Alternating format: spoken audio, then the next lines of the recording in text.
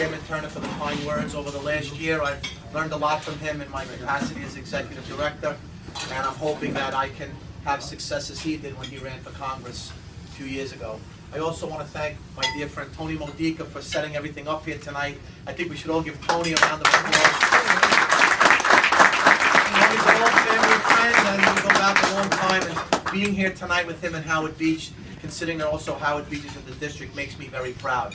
But what I want all of you to know is the main thing I'm looking to do now is let the mayor and the elected officials in the area know, who for years have been making promises and have been telling you things to your face and not doing them. Those days are over. Those days need to end, because for too long now we've been being told what has to be done in our area by a mayor who doesn't care about our area. We have local elected officials in the area who look you all in the eye or go on the news and say that they're not for certain things, and then behind closed doors they're making deals behind our backs. We have a quality of life issue in the area. If you drive by, starting from all the way down Woodhaven Boulevard straight down to Cross Bay, you see more panhandlers on the street. Crime is up. Small businesses are leaving because they're getting taxed to the point where they can't afford to stay here anymore, and unless they have money, then they just can't do it. In addition to that, our children are learning in school with a common core set of standards that confuse parents, it confuses the students, and quite frankly, they're using our children as guinea pigs, and it's not right. So I want to abolish Common Core. That will be one thing I want to start with when I get elected, is to end Common Core. I want to put a legislative bill in to make New York a resident-only state, so that with respect to homelessness, we just deal with our own people in New York and not from all over the United States who come here.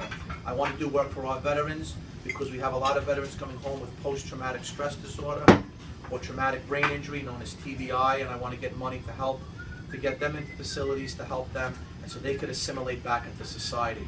And I want to work to make sure that we don't have homeless shelters put in our area and we place people in hotels in unsafe conditions because the mayor thinks that he's doing the right thing. It's not that we don't care about homelessness. This is a big issue right now. What we want to do is we want to let the city use the properties that they have to put homeless people into those facilities and make sure that there are facilities set aside for people who have mental issues, God forbid, or they have drug addictions, and we set aside properties for them as well. But at the same time, folks, we want people to assimilate into society. We don't want them to be warehoused inside a hotel room without a kitchen in prison-like conditions and live off McDonald's vouchers. That's not the way to help homeless people. That's the way to put a checklist on your list of things that you think you've completed, and we're not going to allow that. So in no way, shape, or form am I going to condone, and I've been asked in interviews and by multiple people, I will not do that, because what I also want to bring back into our area was known as faith-based shelters, which the churches allowed prior to the Bloomberg administration stopping that, which will allow people that have homeless issues to stay in a church overnight, 10 people, work together with the community. It doesn't cost the taxpayers anything.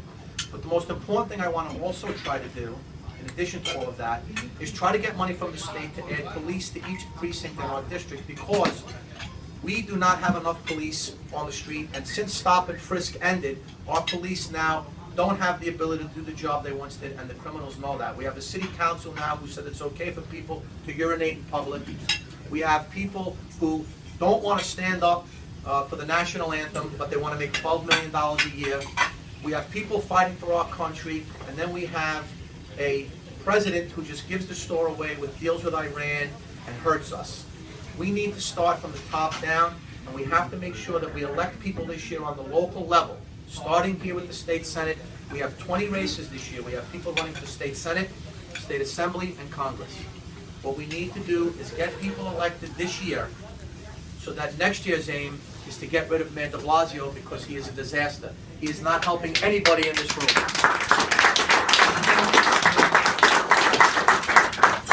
And 2 years after that, we work on getting a new governor. But we need to get elected officials from the Republican Party back in here in Queens County. We only have one, and the mayor knows that, and the mayor takes advantage of that. And we cannot allow him to continue to do that by bringing in new blood we'll have the ability to challenge him, we'll have the ability to put his back to the wall, and we'll have our ability then to bring in new people.